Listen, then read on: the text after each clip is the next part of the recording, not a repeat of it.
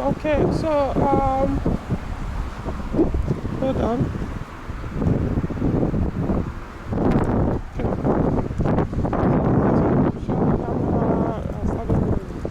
Okay, so this is review of my Peugeot 407 Coupe. This is I know I'm not have this I'm not actually have time to do this review, and a lot of people, the question always come up: how does the car behave? The pros, the cons. So I realized that I just have to make out time to do it. So I'm always very busy doing this, doing that. So today being what's today's date? Sunday, 17th, if I'm not mistaken, 17th of April 2023. Anyway, I'm wrong. Anyway, you guys can correct it. So today is Sunday, 17th April 2023. So this is again 407 Coupe. For some people, it's not a common car. Sometimes when some people see it, they'll be asking, what is it? What brand is it? The only way to easily, what usually give you that is the logo, the lion logo on it. So now you could say that it resembles the saloon or the station wagon version of the vehicle. Yeah, but not so much. In the front, yes. This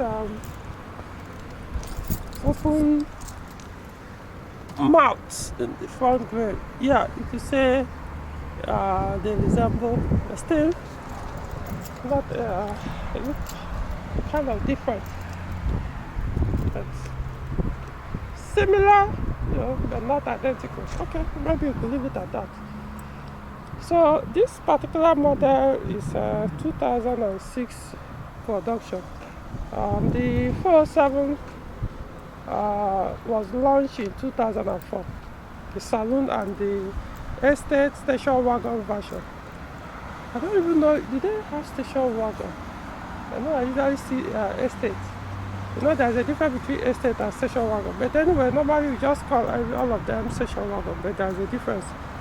So the station wagon and the saloon was launched in 2004, 2007. However, the launching of the coupe version was in 2005, so basically a year after the launch of the saloon. So, if I'm not mistaken. So, but this particular one was produced a year after the launching of the coupe version of 407. So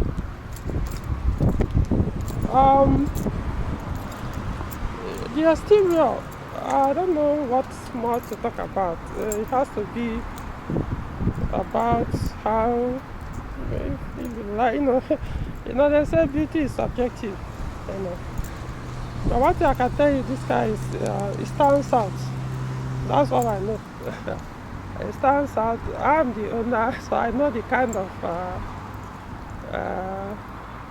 gray people stands staring at the vehicle, especially stoplights and the rest. So yeah, it stands out from the rest of the 407 versions of body style.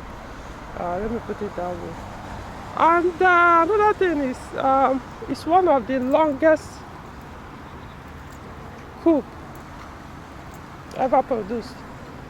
I don't have the exact figure on the length, but I know it's very, very long.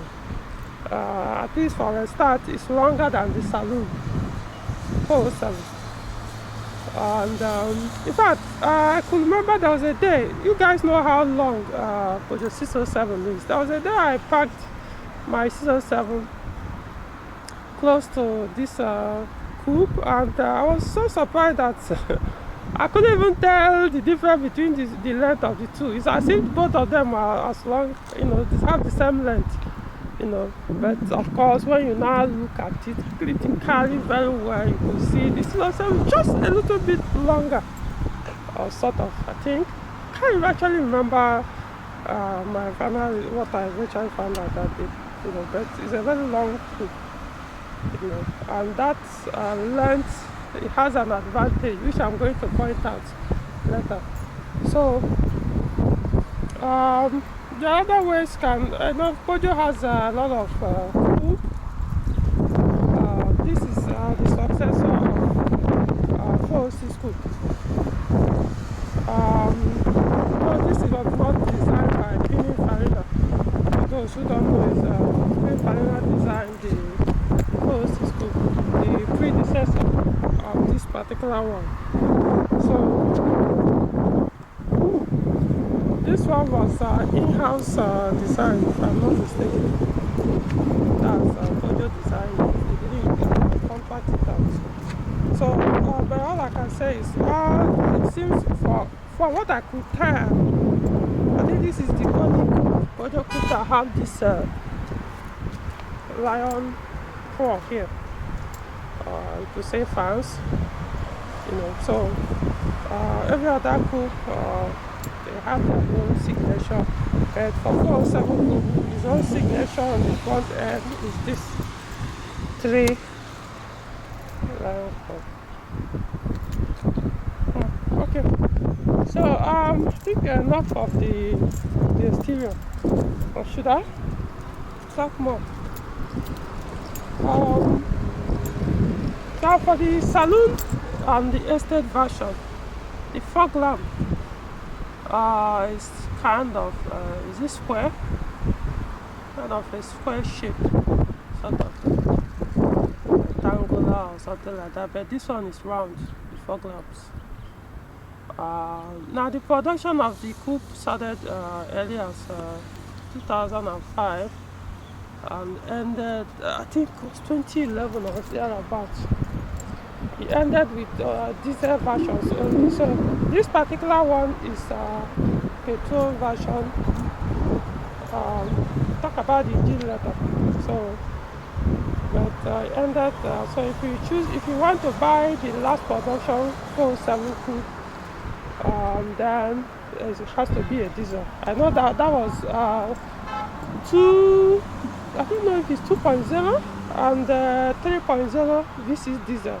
But at least I know the 240 HP V6 diesel 3.01 was among the last 407 coupe that was produced. From the rear end, there are ways to identify. Okay, let me talk about the engine. So I will leave the diesel one. I know the diesel, the first production coupe had 2 engines, the 2.0 the HDI and the 2.7 HDI. I don't think they had they put 2.2 HDI engine on the coupe. I think it's only 2.0 the initial those earlier productions. Unless correct me if I'm mistaken.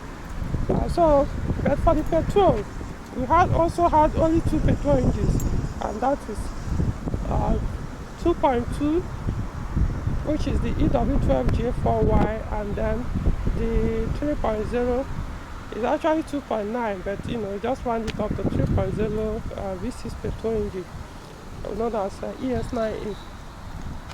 So how do you identify which engine the car has without actually looking at the engine bay? From the tail you can tell. So I think let me do the petrol one. Talk about the petrol one. So if you want to identify which of the petrol engine that is in when you see a 407 coupe, which engine is there, you can easily tell from the tail if everything is still factory. Don't get me wrong. So if everything is still factory, from the tailpipe, the V6 will come with these 2 openings. Now for the 2.2, you see kind of a square shape, only one opening, which is like a square kind of. So That's how you can tell which engine is it. V6 2.2 or EW20, I don't know.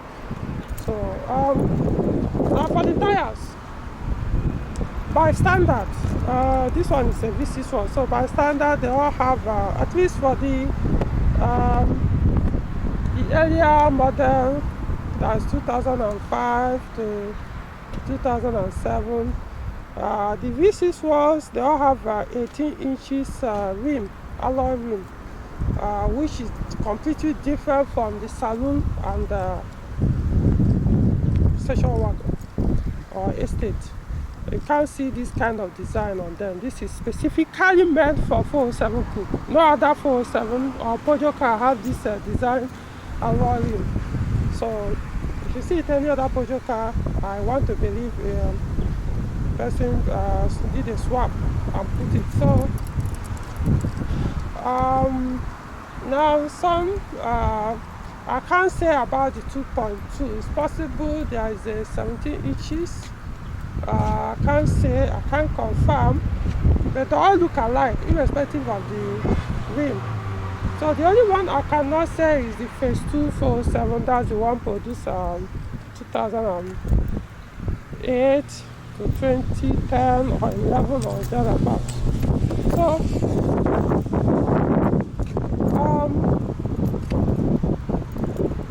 I think that's about it for the exterior. I think that is it.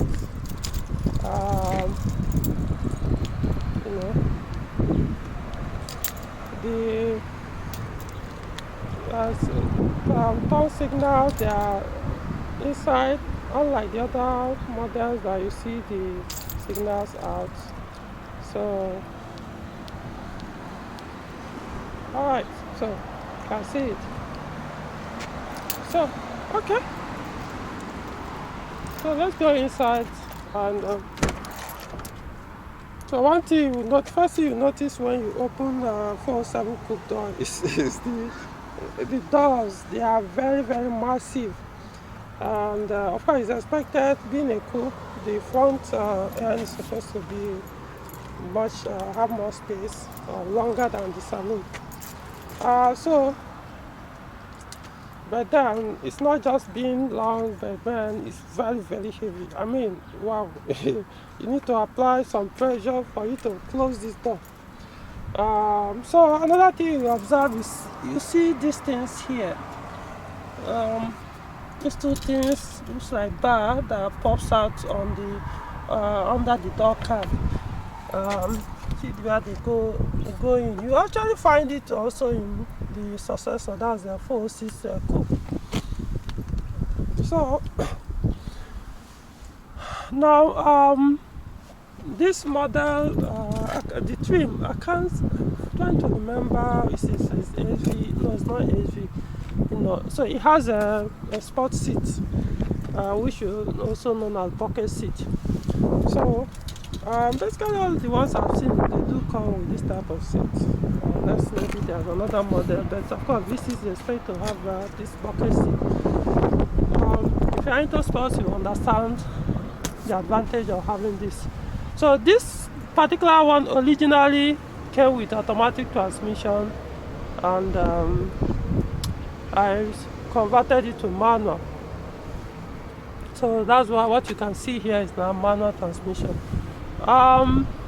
So when you look at the dashboard of the 407 coupe, you can't actually tell much difference between this and the saloon.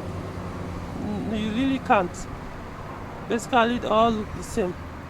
I'm not saying the dashboard is exactly identical in terms of the length, the size, and all that. It's possible they are different. They may not be the same. I don't expect, considering that the coupe is wider, so I expect it, I don't know for a fact, that I expect it to probably a little bit longer or so. May not match well if you put the saloon on. Then there are some versions of the or trims of the 407 coupe that comes with this. Here is leather. So in that case, yeah, you will say they are not the same. But looking at it from here, the dashboard basically same with saloon, estate, and the rest, except when it comes to opening the fuel filler cap. This is where you operate it from, unlike the other ones that you have to go to the tank. So you have to press here. It's electronic. Press it, it will release that cap. Now let's look at the most important or an advantage of this car being that long. You know, I talked about the length. Is the front seat, the rear seat. Now this particular one is electric seat. That's electric. The seats are electrically adjustable. The two fronts. Like this one, it has a heater, seat heater. I don't use it. There was a day it was on, and I wasn't the one that put it on, and it came on, and I was wondering what is this burning my ass. By the time I realized, I checked and saw it was, I think, number 2 or 3. Put it back up. I don't use it.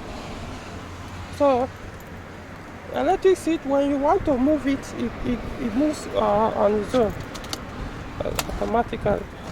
Sometimes, oh, it didn't do that. Okay, so I can see it to move.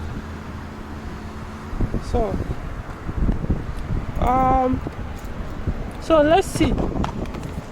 Now, when the advantage of staying here, someone like me, look at how tall I am, you know, and I sit very, very comfortable.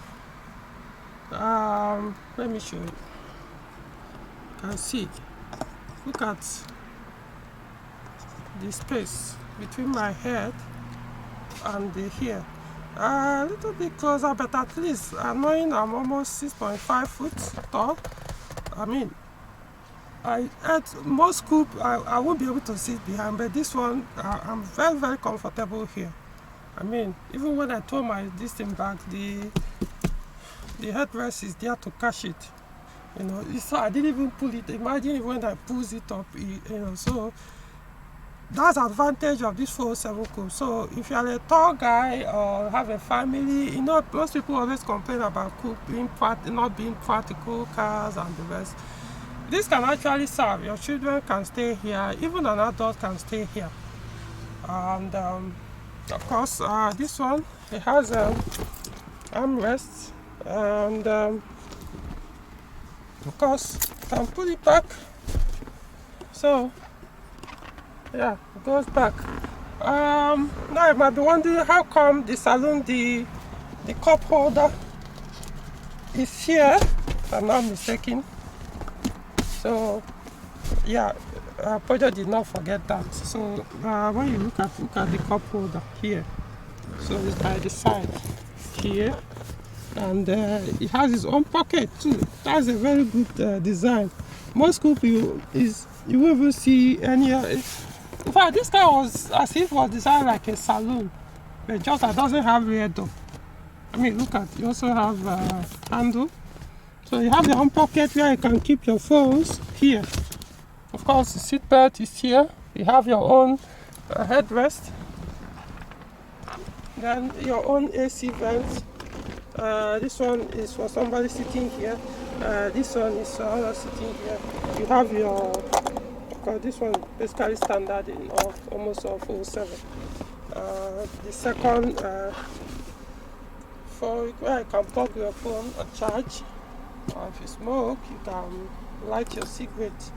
But for the middle seat, nobody can sit here. It's not meant for anybody to sit here. So only 2 people can sit at the back. Here and where I'm sitting on. And so let's see. I mean,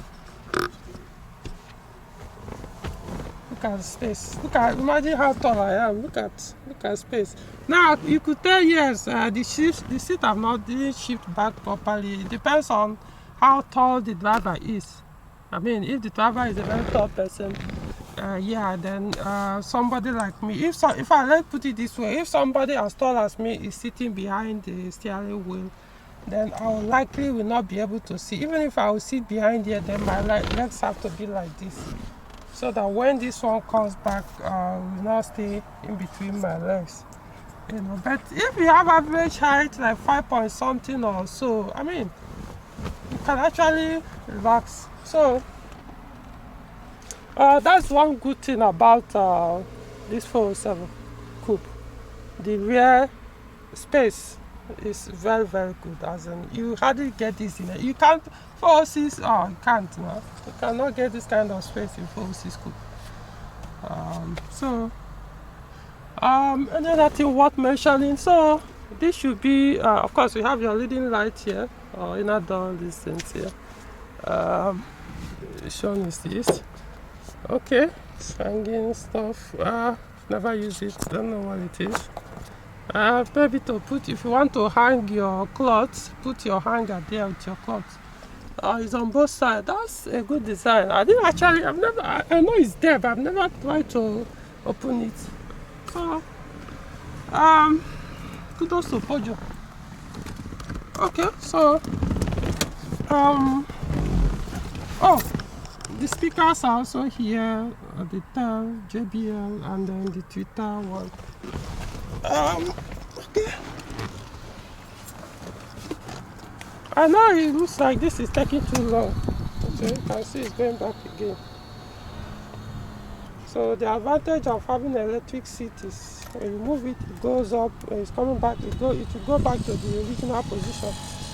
So the two of them, they do that. But some, I think some model, I can't say for sure, but there are some model will not have electric seats. So in that case, I have to manually operate. So like I said, basically here everything is the same.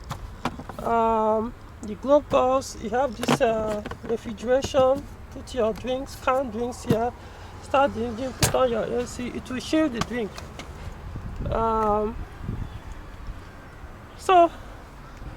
I mean, I don't think there's another thing to talk about. Okay, let's go to the boot.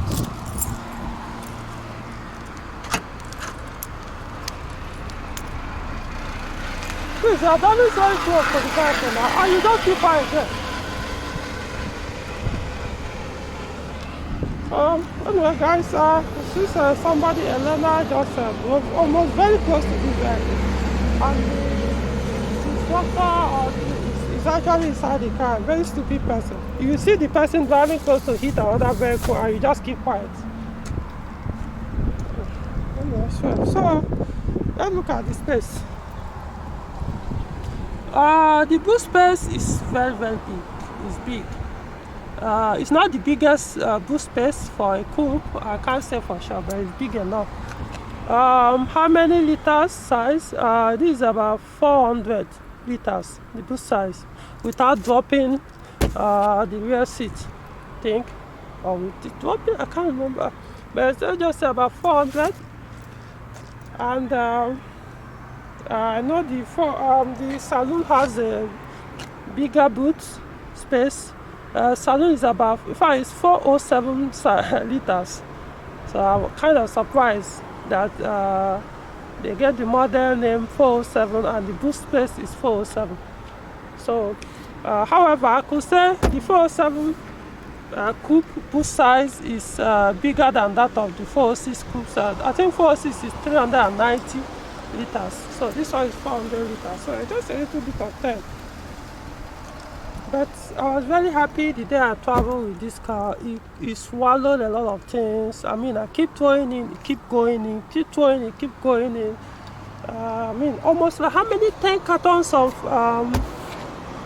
sachet tomatoes, so many things. I mean, so it's actually quite big. I mean, like I said, this car, it's as if I wasn't designing it's meant to be a coupe, but man, it's more like a coupe. I won't call it saloon because it's even longer than the saloon. That's the point. So they didn't try to, manage the space.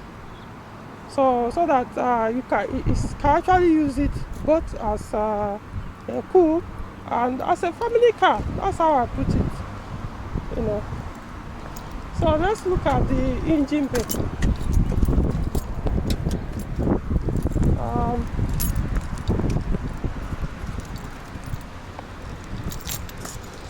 on.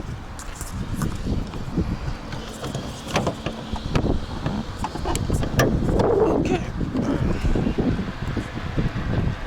So I think we need to waste much time on the engine bay here. So like I said, this is an ES9A, approximately 3.0 liter petrol V6 engine. In terms of horsepower, it's 211 horsepower. Just as Peugeot calls it PS, 211 PS. Why you try to break it like brake horsepower, you want to break it down, sometimes it might end up as 208 horsepower or so, but don't just leave it as Peugeot put it, PS, 211 PS or 211 horsepower. Then I also 290 Newton torque. So like I said, originally the car came with automatic gearbox, but what you have now is manual. And the manual now is 6-speed manual. But originally I put 5-speed manual, later I shifted, I was swapping 6-speed manual. Now something I need to point out about this headlight, which you find in basically almost all 407 coupe. This is directional xenon headlight. So what do I mean by directional? It means when the headlight, if you're at night, you are driving and you are turning your steering wheel to this side, this headlight, this particular point will turn and follow the steering wheel.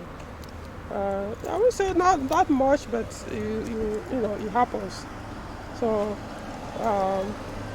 it goes like that. So it's a xenon headlamp, and I'm not sure all 407 coupe has this. Maybe the 4-cylinder ones don't have this type of headlamp, but the V6 one, I think they are all standard. This particular one is factory left-hand drive. It's not the converted type. Oh, one more thing. There's one advantage you get in 407 coupe you will not find in saloon.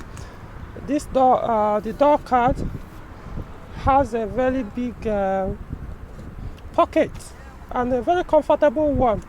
You know, sitting on the driver's seat, you can easily access it as much space. Unlike this saloon one that is loose.